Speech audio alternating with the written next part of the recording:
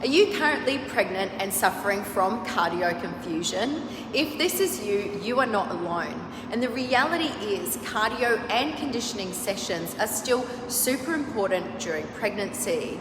The problem is so many pregnant women are super confused about what type of cardio or conditioning sessions they can do, what exercises are safe, what heart rate you can be working up to. And there's so much conflicting information out there. Even the guidelines are conflicting. It's really enough to make you want to give up entirely. And giving up is the last thing that we want. So in this video, I'm going to talk all things cardio, conditioning, and pregnancy to help try and clear up your cardio confusion. And I think the best place to start is by talking about the different types of cardio, so to speak. I think to be more precise, I should talk about this in energy systems, because different types of cardio or conditioning sessions will use or target different energy systems within your body. So you're training the different energy systems depending on what you're actually doing. And I know that I've spoken about this before, and I'll say this again, I am not an expert in this area by any means, but I can speak to it from a more generalist perspective, then relate it back to an area that I do specialize in, which is pregnancy. So there are three main energy systems that you can train when doing your cardio or conditioning sessions. The most common one that most people think of when they think about doing cardio is your aerobic energy system. So the aerobic energy system provides energy for your low to medium intensity activities that last anywhere from say 2 minutes to a few hours. So this system uses carbohydrates or glucose or glycogen and fats to replenish ATP. And in a really high level brief term, adenosine triphosphate or ATP is the source of energy for use and storage at the cellular level. And the word aerobic literally means with oxygen. So because oxygen is required for this process, energy production takes a little longer, but can continue for a much longer duration, hence the 2 minutes to a few hours. So training this energy system, which you may have heard referred to as zone 2 training, is really, really important for many reasons. It enhances the body's ability to utilize oxygen, and when trained correctly, allows you to increase your work capacity or train at a higher intensity and for longer before fatigue sets in. It helps prevent injuries and aids recovery by pumping blood around your body, which delivers vital oxygen and nutrients to your various muscles and organs, as well as your baby. And these, of course, don't stop just because you're pregnant. In fact, when you think of all of the things happening to your body, your heart, your vascular system, your blood flow and blood volume during pregnancy, these are positive things all round.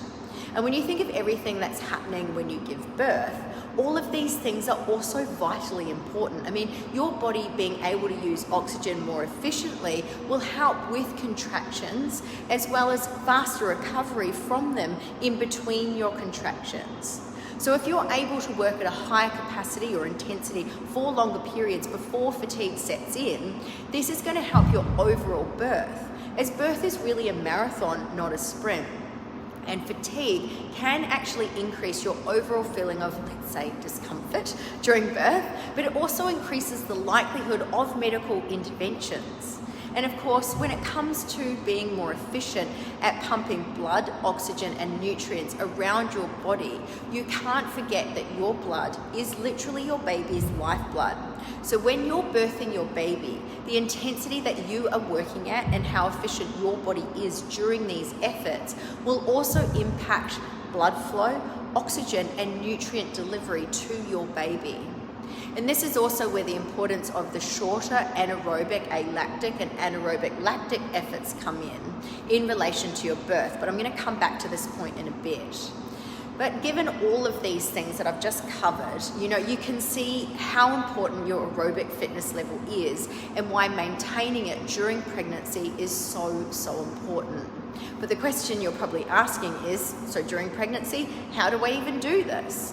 Well, classic exercises that would fall into your aerobic category that you can safely do during pregnancy would be things like, brisk walks or going for hikes in nature. using the cross trainer or elliptical, going for a swim, using the stationary bike, basically anything that's low intensity and low impact that you can do for long periods of time fits the bill. You may notice that I haven't actually included running in here. So if you're interested in knowing my thoughts on running during pregnancy, I've done a whole video on this, and you can find that on my YouTube channel under the title Running During Pregnancy. And remember, aerobic training is anything from 2-minute efforts to a few hours. So you can still work this particular energy system by doing some longer interval style efforts of say 2, 3, 4, 5 minutes if you wanted to. Or you could go slow and steady for half an hour to an hour. And if I'm doing longer efforts like this, I like to catch up on work, a TV show or a podcast that I'm absorbed in. I listen to educational material.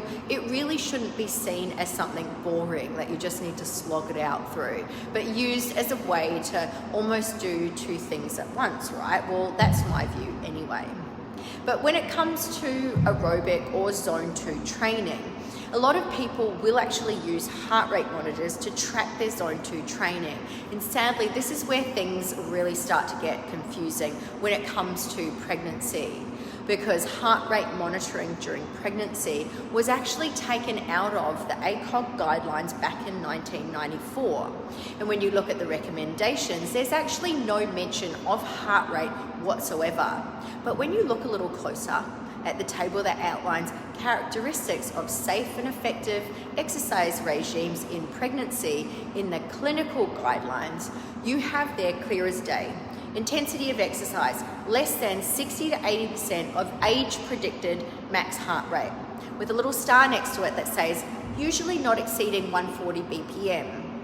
The thing is, this age-predicted method of calculating your max heart rate using, the classic 220 minus your age is not accurate for most people, many people, and should only really be used as a crude estimate in the first place. And because heart rate and fitness level are so individual, one person's 140 BPM could potentially be about right, yet for others, it's really limiting and deconditioning them. I will say, for those of you who monitored their heart rate when training pre-pregnancy, those of you that have a really good understanding of what your heart rate does when you're doing various cardio sessions, for those of you who wanted to continue to monitor your heart rate when training during pregnancy, I would say absolutely go ahead and use your heart rate monitor, as you actually have previous data to compare it to. But I would also use this in conjunction with the talk test. And if you didn't use a heart rate monitor pre-pregnancy, I'd actually be really careful bogging yourself down in too much data and potentially limiting yourself using this measure. To be honest with you, when it comes to intensity and figuring out whether you're in zone 2, the easiest way to do this is using the talk test. When you're exercising in zone 2, you should be able to hold a conversation. Of course, you'll sound a little out of breath, but you can still talk, right? Like if you were talking to someone on the phone, they could easily understand what you were saying, but they'd know that you were doing some form of exercise at the same time. And while steady state zone 2 aerobic work is super important, it's not the only piece of the puzzle here. And in my eyes, there still needs to be some type of higher intensity work in there as well. And this would be where your anaerobic alactic and anaerobic lactic energy systems come in, or training these energy systems come in. So let's look a little deeper at these now. But before we do, it's really important to understand that all 3 energy systems are engaged during all forms of physical activity. It's just the extent to which each one is involved, and this varies depending on the duration and the intensity of the activity or exercise. So you've got your anaerobic alactic, and this system doesn't use oxygen. It uses your body's creatine phosphate stores to create energy. And when you use the anaerobic alactic energy system, you'd be doing sub 10-second efforts. I'm talking short, explosive, powerful, max effort here. Think like Olympic level 100-meter sprint, or powerlifters or Olympic lifters doing 1 RMs. Now, given this is the level of effort required when training this particular energy system, I personally don't program efforts in this area when creating conditioning sessions for pregnant clients. And if you're currently pregnant, I wouldn't recommend you train in this area and do 1RMs either. And to be fair, truly tapping into this energy system is something that you actually need a high level of strength and aerobic capacity to actually do. And it's usually in the realm of serious recreational athletes or Olympic level athletes. It's not really your general pop, and certainly not your pregnant population that can truly tap into that energy system. Then you have your anaerobic lactic energy system. And this would be for your medium to high intensity bursts of activity that last from say 10 seconds to approximately 90 seconds. But depending on the intensity of the exercise and the fitness level of the person performing it, this energy system can be utilized up to 2, sometimes even 3 minutes. And again, like the anaerobic alactic system, this system doesn't use oxygen. It uses glucose in the blood and stored glycogen in your muscles as its fuel source to produce more ATP or energy, right? But unlike the anaerobic alactic energy system, the anaerobic lactic system produces a byproduct in the form of lactic acid, which very quickly dissociates into hydrogen ions and lactate, and that's not to be confused with lactic acid. But the important thing to know about the anaerobic lactic energy system in relation to your pregnancy is that this is the money area when it comes to birthing your baby, which is why, in my view, you still want to be training it during pregnancy, especially as your contractions will be anywhere from say 30 to 90 seconds in length and be as close as 3 minutes apart. And when you look at a classic conditioning work-rest ratio of 1 to 2, that could be 90 seconds of work with a 3-minute rest period, or 1 to 3, for example, so 60 seconds on, 3 minutes off. It could very well be a work-rest ratio that sits in the anaerobic alactic energy system that you can do during pregnancy that will help you and your baby cope better with the physical demands of birth. Amazing. By training this energy system, you can increase your anaerobic capacity, which leads to an increase in the length of time that you can perform at higher levels and maintain higher levels of intensity for longer, which is great when it comes to birth.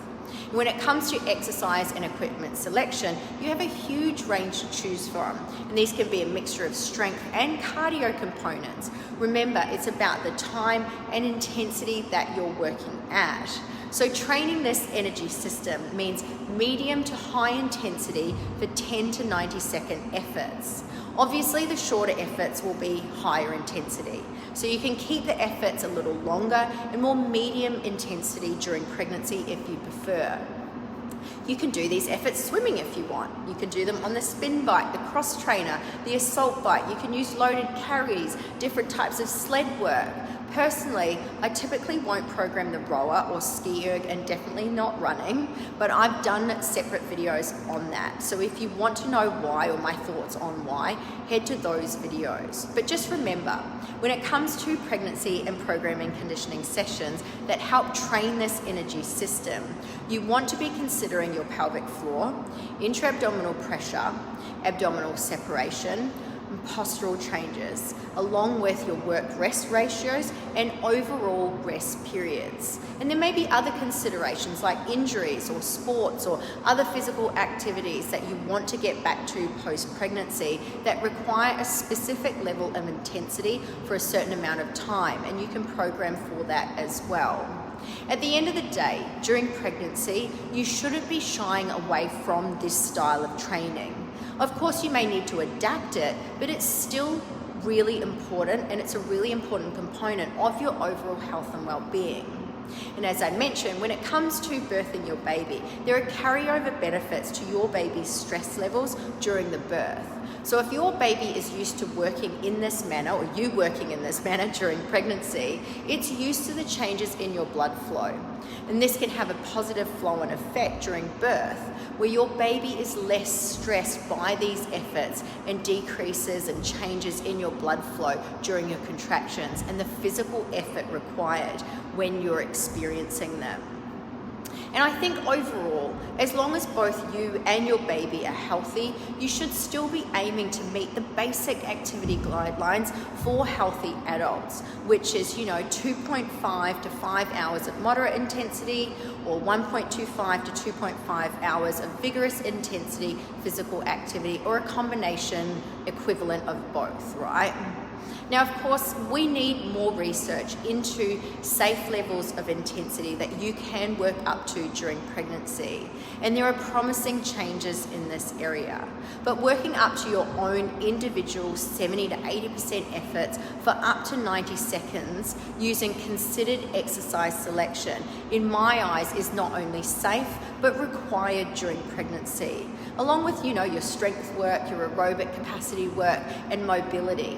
All of these factors are important to your overall health and well-being, which is really what training during pregnancy is all about, your overall health and well-being. So that's it from me today. I really hope this video helped clear up some of your cardio confusion. Of course, if you would like more in-depth pregnancy-specific content, feel free to head to my complimentary but private community, the Preggy Training Crew. The link is in my bio.